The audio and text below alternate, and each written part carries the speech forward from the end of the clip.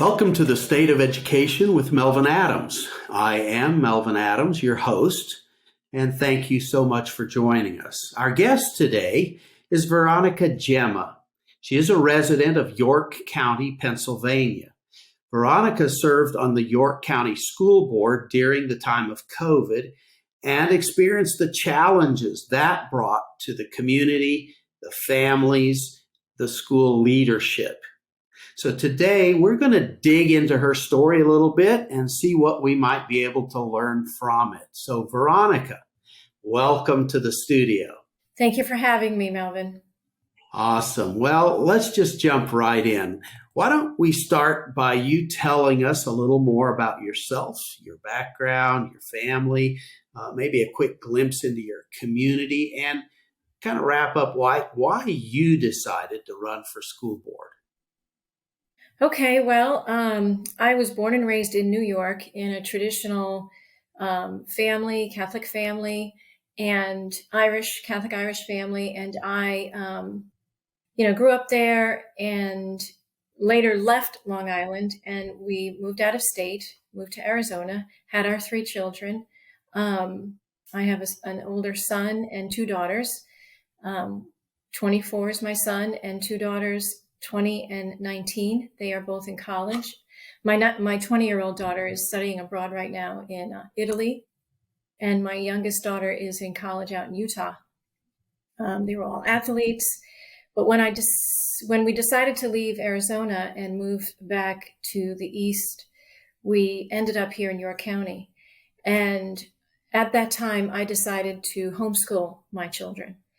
So for the next 10 or so years, I homeschooled the 3 children in a classical academic focus. And it was a roller coaster, but very worth it because I feel that I had the influence in my children's most important developmental years. And my husband and I teamed together, and we became a part of this community, homeschooling and creating an environment for them to grow up in without too much outside negative influences, but they were also very involved in community, volunteering, sports. They did a lot of extracurricular with the local community theater. They did play sports on the local public school sports teams. So they were very involved in the community as well. When they entered middle school, high school, they started showing desire to go to public school. And it took us a couple of years to make the decision, but we did. And that's when I realized what was going on in public school. So I kept a close watch on it. And then after my son was graduated, my daughters were middle school, 9th grade, 8th grade. I decided to run for school board. The president at the time was a huge inspiration to me to get involved in my community. I didn't like what I saw coming home. I didn't like the lack of discipline in the classrooms. It was just a lot of red flags based on what I believe education should be for our children academically and extracurricular. I wanted to get more involved. So I decided to run for school board, really not knowing anything about it. So once I decided that, I took the proper steps to get on the ballot, and a couple of other candidates came alongside me and sort of mentored me in the process, and we won. We flipped 3 seats. Congratulations. Thank you, which was a great success at the time. Sure. Excellent. Well, York, Pennsylvania, I'm somewhat familiar with that area. It's kind of south central Pennsylvania. I would say typically quite conservative, a lot of Amish in that community and near that community, and quite generally a conservative community. So in that community, what are some of the things you saw? Maybe let's start with what was kind of the makeup of the board. So you said there were 3 of you that got on together. And so how many members were on the board? what was the general makeup of the board? Do you feel like it reflected the community well?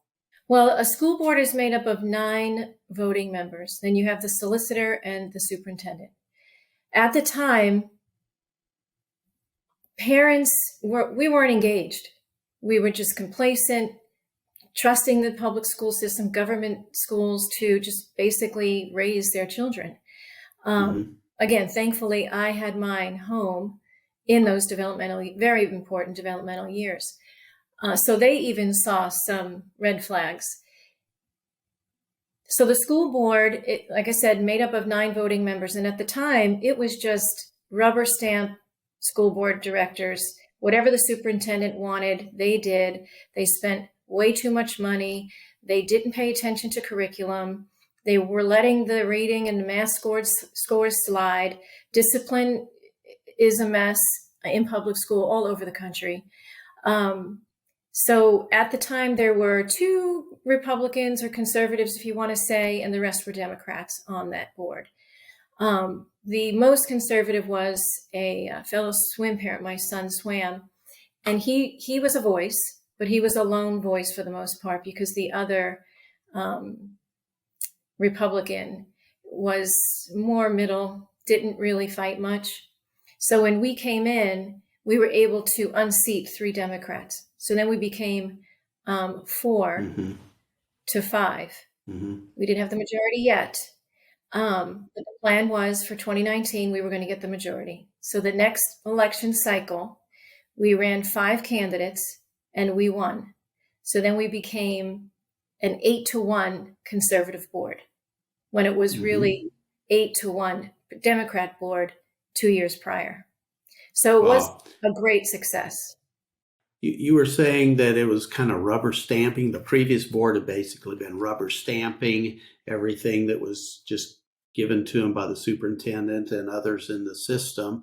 Talk to us a little bit more about that. What were some of the issues, and what were the issues that got you and others motivated to try to bring about change on the board?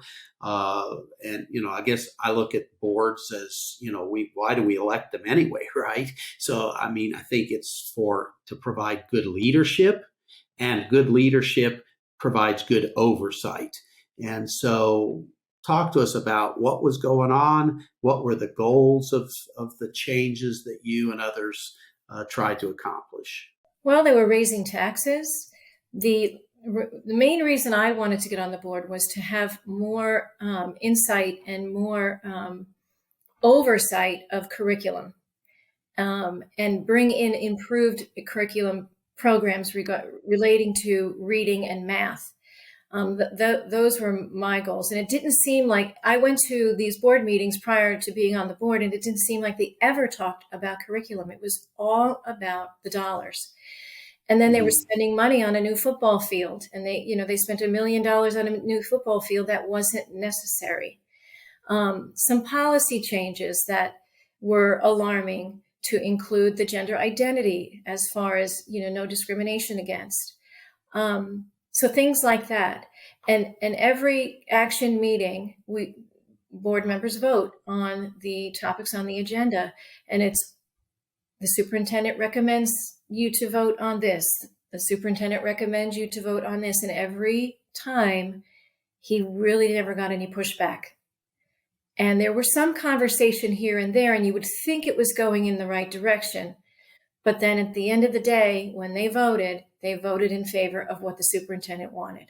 Let me just interrupt with a quick question right there. So just for our audience, a lot of times, people think, okay, so why is that? And what some people don't realize is a lot of times there's an attorney that is also engaged with the board and often representing the association, the school board association, though actually supposedly working for that particular board. And often then that attorney is the one who really says, look, you got to vote this way or that way, and here's why. So was that going on as well?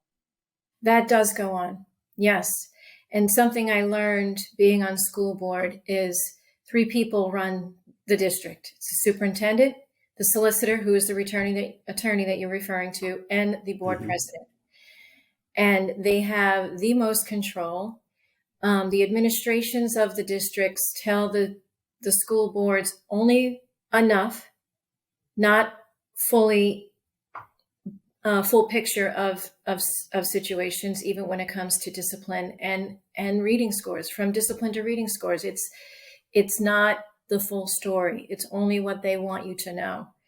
But there are ways around that, and that is something that the path I started to go down, especially when COVID hit. So tell us more about that. So we all kind of just went along with it. When we first had the shutdowns, we actually thought we were going to be reopened in 2 weeks. And obviously, we all know that never happened. My daughter happened to be a senior that year, so she didn't have a graduation or a prom, as many students that year didn't for 2020. But it was after a couple of months, school was out, so it was the summer. So then we were having meetings, and it was all about, okay, what do we do? Do we reopen? I wanted to reopen, along with a few other board members. We felt that remote learning was a disaster, and it was tragic for our children. They fell behind, even further behind of what they already were. So, not to mention depression and mental illness issues started to take place. So it came to August, right before school started, that we had long hours board meetings discussing this. The room was standing room only, with most parents wanting to open. I felt like I had a really good feel for what the community wanted, based on parents contacting me, even some teachers contacting me, telling the honest truth is that we need to open. So we did, and it was predicted that we would be shut down in 2 weeks, but that never happened. And so they, the kids had to wear masks, which they really didn't, but they enforced a mandate that was illegal. But we were open, and the kids were getting back. So it was a rough road. It really was a rough road. These children are still suffering from the aftermath of that time. So you guys got the schools open, and that was a decision of the board, correct? Yes, it was. Okay. And then as you were going on forward with that, as I understand it, you as you said earlier, you were focused on curriculum issues, and perhaps particularly content, book content and so forth, the racial issues, the sexual orientation type issues and so forth. Talk to us a little bit more about what you saw going on, and what you tried to do about it, what the board was trying to accomplish, and kind of how that whole thing rolled out. Well, most of the board was trying to brush it under the rug. On top of COVID and the mask mandate and keeping schools open, we had a diversity committee that the school board really didn't know much about, because it was a committee that was developed by our superintendent without board approval. So, like I said, on top of COVID and keeping schools open and the mandates, we were also dealing with the critical race theory sneaking into our classrooms. Back then, in the summer of 2020, when our cities were being burned down, the diversity committee took it upon themselves, with the superintendent's direction, to create an anti-racism curriculum to be implemented in as young as kindergarten, all through K through 12. So I started hearing a little bit about that. So I started sitting in the diversity committee meetings, because I wanted to be informed of what they were honestly talking about. And sure enough, it was a book list that they were creating that was focused on the critical race theory, concepts of the oppressed versus the oppressor, white privilege, white saviorism, which really kind of broke my heart too, because I had a conversation with the superintendent about it. And I said, why can't we just approach this in a different way and empower all of these children to realize that they are created to do great things? And it's the teacher's job to help them realize their gifts and their talents starting in kindergarten, rather than saying you are less than, so you deserve this. And that's not something they want to even discuss. So are you talking about the superintendent didn't want to discuss it, or was it the committee that was working on these equity issues that didn't want to discuss it, or it was just a conflict of ideas fundamentally and they didn't want to go there? It was their ideology that they didn't want to adjust. I think the committee and the people, and mind you, the committee consisted of people of all color, so, and teachers and parents and community members that, again, were not approved by the school board. A committee is supposed to be approved by the school board as well as its members. The committee probably thought I was crazy. Superintendent was battling that out with me. He basically didn't allow the committee to join in that debate. And I think that it's so far gone that they just do not even understand the concept of self-reliance and teaching our children self-reliance. It